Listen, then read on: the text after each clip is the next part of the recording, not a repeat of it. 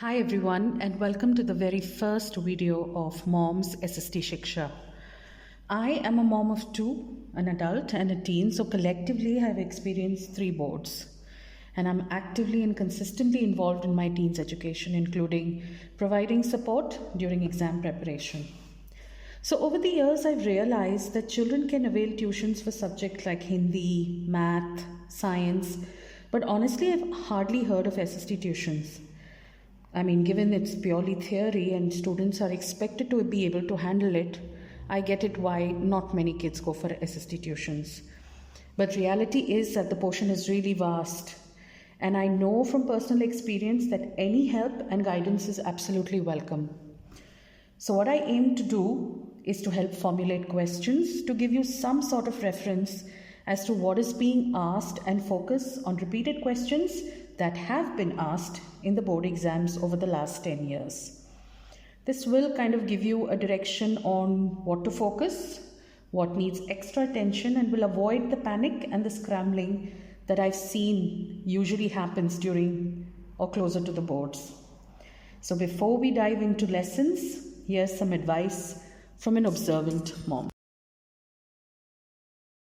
Your textbook is the ultimate resource. Of course, you can refer to guides, online resources for MCQ and assertion reasoning practice, but your textbook is comprehensive and has everything you need to prepare for the board exams. So you need to study every corner of it thoroughly.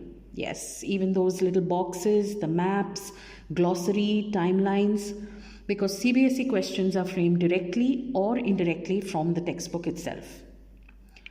Now pay attention to illustrations, specifically in history, because they can give you a picture and ask you the significance of it.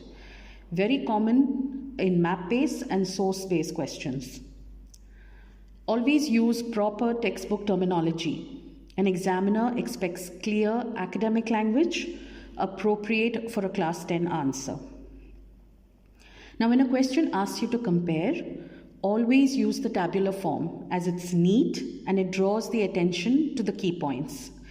Reading long paragraphs is arduous, and remember that the examiner is not just correcting your paper but thousands of other papers too. So a clear, well-structured answer makes it very easy for the examiner to award marks accurately. Make it a habit from PT1, that is your first test itself, to underline keywords. Because I repeat, it will draw the attention of the teacher to what's important. Underline key terms after you complete the answer and not while you are thinking or writing. Write legibly, avoid cancellations, and definitely avoid drawing your favorite doodles. Study consistently, because you shouldn't be putting off your studies to the next day. Even 20 to 30 minutes per section that is spread throughout the week can make a big difference. So before you learn any new work, make it a habit to revise the old work that you've already completed. Start the academic year with a mindset that it's going to be a very busy year. Prepare yourself mentally that you are going to be juggling between tuitions, homework, assignments, practicals, and projects. And between all of this, you have to squeeze in time to study better. This year, please, no excuses.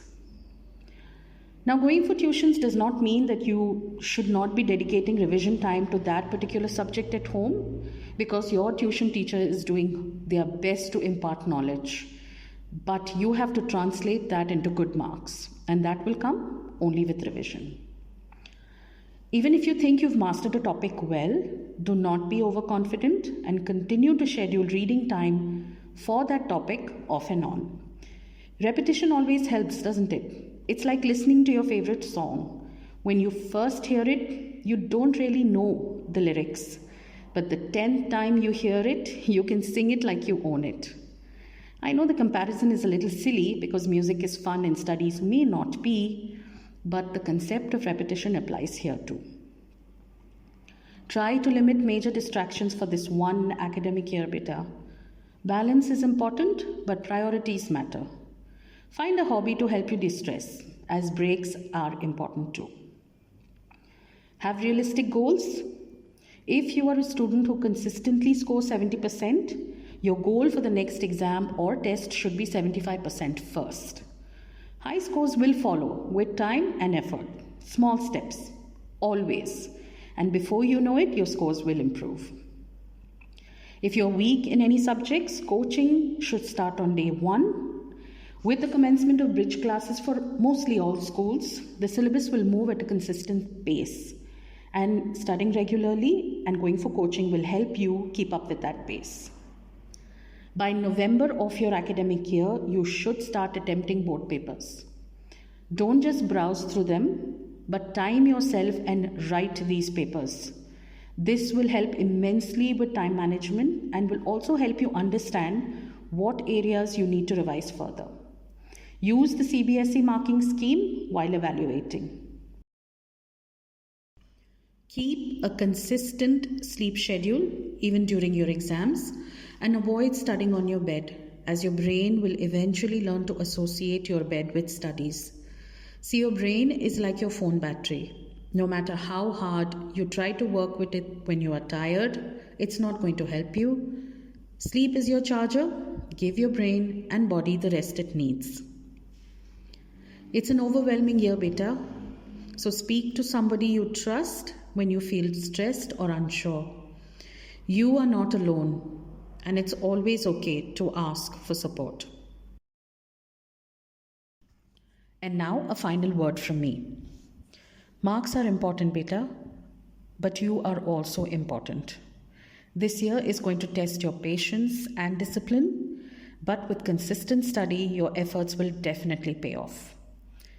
This channel is here to guide you, support you, and remind you that you're not alone in this journey. So stay connected with Mom's SST Shiksha, stay calm, confident, consistent, because each one of you has what it takes to slay this year. Take care, beta. Happy studying.